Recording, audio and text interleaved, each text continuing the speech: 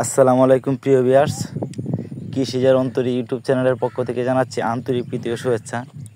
তো আজকে আমি একটা পাঠা কিনে আছি, এটা হলো দ্বিতীয় নাম্বার পাঠা। আসলে যেহেতু আমি ইনব্রিডিংয়ের জন্য পাঠা চেঞ্জ করছি, তার কারণে আমার পাঠা নিতে হয়েছে।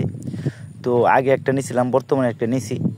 তো পাঠাটা কীরকম কী আসু বিষয় একটু যেটা আপনারা জানাবেন। দেখেন পাঠার গ্রোথটা, এটা আসলে মন্ডি পাঠা, শিং একটা ভাঙ্গা, যেহেতু মারামারি করছিল বা পিটাপিটি করছিল, যার কারণে একটা শিং ভেঙে গেছে। তো আপনারা অবশ্যই আপনাদের মতামত জানাবেন, ভালোভাবে জানাবেন যে এই পাঠাটার দাম কত হবে, কী আসো বিষয়, আর এটা কি অরিজিনাল না ক্রস, নাকি হাই ক্রস না শতভাগ অরিজিনাল আমার জানায়েন। আর এটা লাইভ ওয়েট আছে বর্তমানে 50 কেজি, মানে ওইটা 50 কেজি আছে লাইভ ওয়েট। আর পিছন থেকে লেজার কোয়ালিটি এটা দেখেন মাসাল্লাহ ভালো। এটা কিন্তু আমার আগের পাঠাটা, যেটা আমি আগে কিনছিলাম 20,000 টাকা দিয়ে। তো এটা অনেকটা ধারণা করছিল, কিন্তু এটার চাইতে এটা অনেক ভালো। এটা মনে হয় 40 কেজি লাইভ ওয়েট, আর ওইটার দাম ওইটা হইল 50 কেজি লাইভ ওয়েট।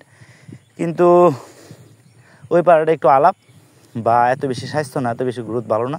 ইনশাল্লাহ দোয়া করবেন যেন আমি খাওয়াই ওটা সুস্থ করতে পারি আর একটু গ্রোথটা ভালো করতে পারি।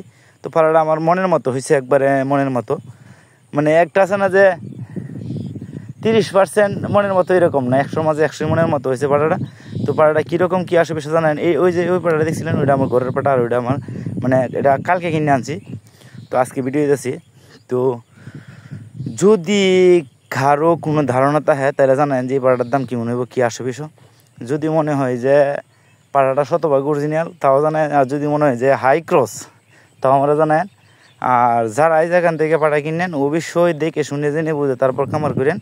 আর এই পাড়াটা বর্তমান বয়স আছে লগা, মানে দাঁত ফুলে গেছে, দাঁত ফুলে যাগা। আসলে আমি দাঁত দিয়ে কী করি আর শিং দিয়ে কী করি, আমার তো দরকার বাচ্চা। যেহেতু পাড়াটা আমার কাছে সুন্দর মনে হয়েছে আর গ্রোথটা ভালো মনে হয়েছে, সেই কারণে আমি নিয়ে নিয়েছি। আর আশা করতেছি যে এটার বাচ্চা অনেক ভালো হইব, আল্লাহ তো বাচ্চা রাখে। পাড়াটা আমি অনেক দিন রাখবো খামারে, যেহেতু আমার সহায় হয়েছে।